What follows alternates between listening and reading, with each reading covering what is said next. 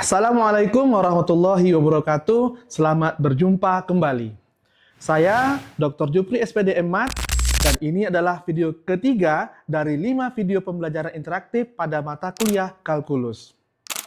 Setelah pada video sebelumnya kita membahas fungsi dan grafiknya, sekarang kita akan mempelajari konsep yang menjadi pintu gerbang menuju kalkulus sesungguhnya, yaitu limit fungsi dan kekontinuan. Konsep limit inilah yang nantinya menjadi dasar untuk memahami turunan dan integral pada video-video berikutnya. Mari kita mulai.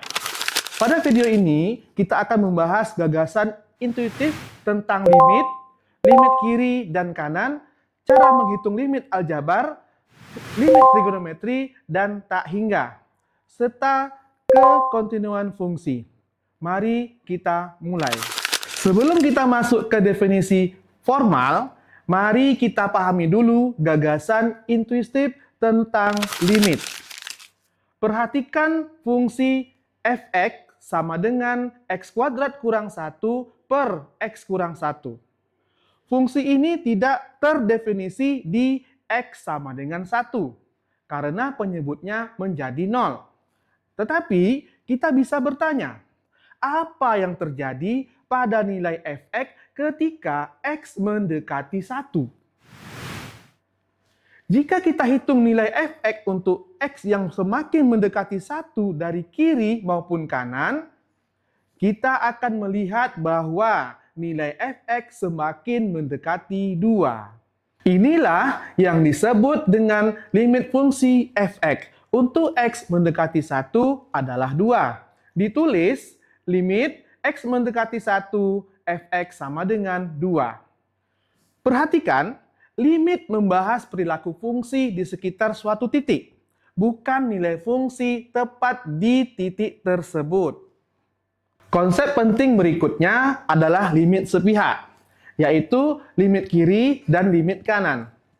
Limit kiri ditulis sebagai limit x mendekati a dari kiri f(x), yaitu nilai yang mendekati f(x) saat x mendekati a dari arah kiri, atau nilai lebih kecil dari a. Limit kanan ditulis sebagai limit x mendekati a dari kanan f(x), adalah nilai yang mendekati f(x) saat x mendekati a dari arah kanan, atau nilainya lebih besar dari a. Syarat limit fungsi ada di satu titik adalah limit kiri dan limit kanan harus sama nilainya. Sebagai contoh, perhatikan fungsi bertangga berikut. Saat x mendekati 2 dari kiri, nilai fungsi mendekati 1. Tetapi saat x mendekati 2 dari kanan, nilai fungsi mendekati 3. Karena limit kiri tidak sama dengan limit kanan, maka limit fungsi ini di x sama dengan 2 tidak ada. Untuk menghitung limit secara aljabar, kita bisa menggunakan beberapa sifat limit dasar penjumlahan, perkalian, dan pembagian limit. Pertama, kita menggunakan metode substitusi langsung, yaitu jika fungsi kontinu di titik yang dituju, kita cukup mensubstitusikan nilai x secara langsung. Contoh, limit x mendekati 2 dari x kuadrat tambah 3x kurang 1 sama dengan 2 kuadrat tambah 3 kali 2 kurang 1 sama dengan 4 tambah 6 kurang 1 sama dengan 9. Yang kedua, dengan metode faktorisasi dapat digunakan ketika substitusi langsung menghasilkan bentuk tak tentu, yaitu 0 per 0. Contohnya, limit x mendekati 1 dari x kuadrat kurang 1 per x kurang 1. Jika kita substitusikan langsung, kita mendapatkan 0 per 0. Sehingga bentuknya menjadi bentuk tak tentu. Maka kita faktorkan dulu x kuadrat kurang 1 per x kurang 1 sama dengan x kurang 1 dikali x tambah 1 per x kurang 1 sama dengan x tambah 1. Setelah faktor x kurang 1 dicoret, kita substitusikan limit X mendekati 1 dikali X tambah 1 sama dengan 1 tambah 1 sama dengan 2. Hasil ini sesuai dengan pendekatan numerik yang kita lihat di awal video. Ada beberapa limit trigonometri istimewa yang sering digunakan. Limit X mendekati 0 sin X per X sama dengan 1. Limit X mendekati 0, 1 kurang cos X per X sama dengan 0. Kedua limit ini menjadi dasar penting saat kita nanti menurunkan rumus turunan fungsi trigonometri di video berikutnya. Selain itu, kita juga mengenal limit tak hingga, yaitu limit ketika X mendekati tak hingga atau negatif tak hingga. Ini biasanya digunakan untuk melihat perilaku fungsi rasional saat X sangat besar. Contohnya, limit X mendekati tak hingga dari 2X tambah 1 per X kurang 3. Untuk fungsi rasional seperti ini, kita bagi pembilang dan penyebut dengan pangkat tertinggi dari X, yaitu X. Ketika X mendekati tak hingga, suku 1 per X dan 3 per X mendekati 0. Sehingga hasilnya 2 per 1 sama dengan 2. Jadi, grafik fungsi ini memiliki asimtot horizontal di Y sama dengan 2.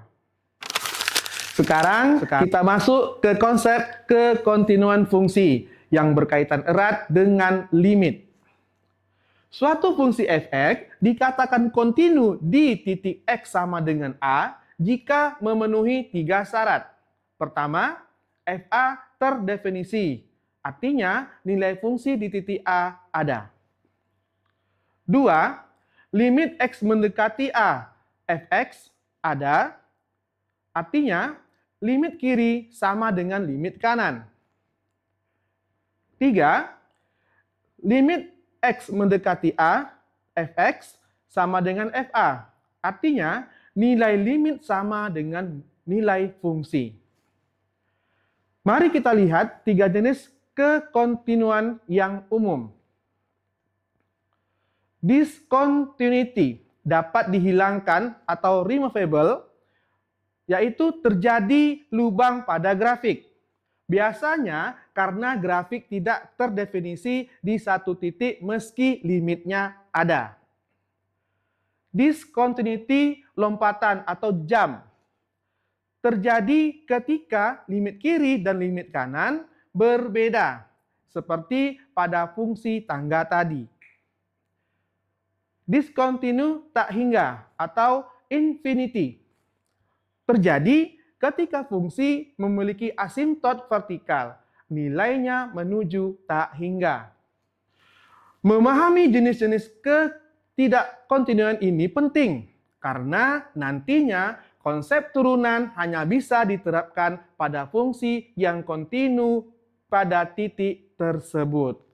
Mari kita rangkum pembahasan video ketiga ini. 1. Limit menggambarkan perilaku fungsi di sekitar suatu titik, bukan nilai fungsi tepat di titik tersebut. 2. Limit fungsi ada jika limit kiri sama dengan limit kanan. 3.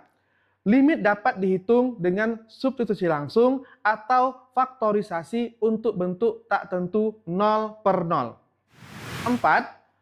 Ada limit trigonometri istimewa dan limit tak hingga yang berkaitan dengan asimtot. 5. Fungsi dikatakan kontinu jika memenuhi 3 syarat. Terdefinisi, limitnya ada, dan nilai limit sama dengan nilai fungsi. Pemahaman limit dan kekontinuan ini akan menjadi fondasi utama saat kita masuk ke topik turunan fungsi pada video berikutnya. Demikian pembahasan video ketiga kita tentang limit fungsi dan kekontinuan. Silakan kerjakan soal latihan pada slide pendamping untuk melatih kemampuan menghitung limit, baik secara numerik maupun aljabar. Sampai jumpa di video keempat yang akan membahas turunan fungsi dan aplikasi optimasi.